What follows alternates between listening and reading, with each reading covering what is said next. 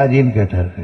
ஜாதி சொன்னேன், நீ பாறைய மாத்தான் என்ன பன்னீர் என்ன பெருசா நினைச்சுக்காத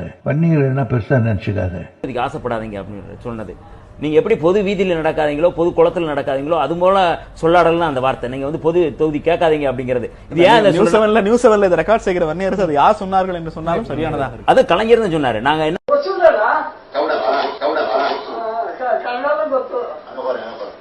உங்கள மாதிரி ஆட்கள், அதாவது தாழ்த்தப்பட்ட ஆட்களா, தாங்கள் தாழ்த்தப்பட்ட ஆட்களா, தாழ்த்தப்பட்ட சமுதாயம் பிறகு 7-8 ஆதி திராவிட சமுதாயத்தை சார்ந்த ஒரு ஹைகோர்ட் ஜட்ஜாக இருந்தார் என்றால் அது திராவிட இயக்கம் போட்ட பிச்சை.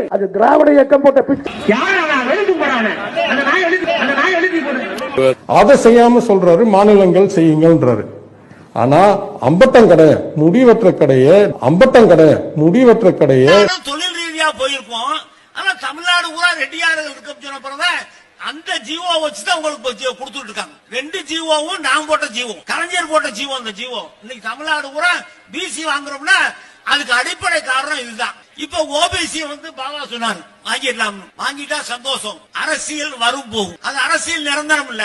ஆனால் இந்த சமுதாயத்துக்கு எதையாவது செய்ய தைரியமா செய்யணும்னா நானும் அண்ணன் நேரு மந்திரியா வந்தா மட்டும்தான் செய்ய முடியும். வேற யாரும் தைரியமா செய்ய மாட்டாங்க.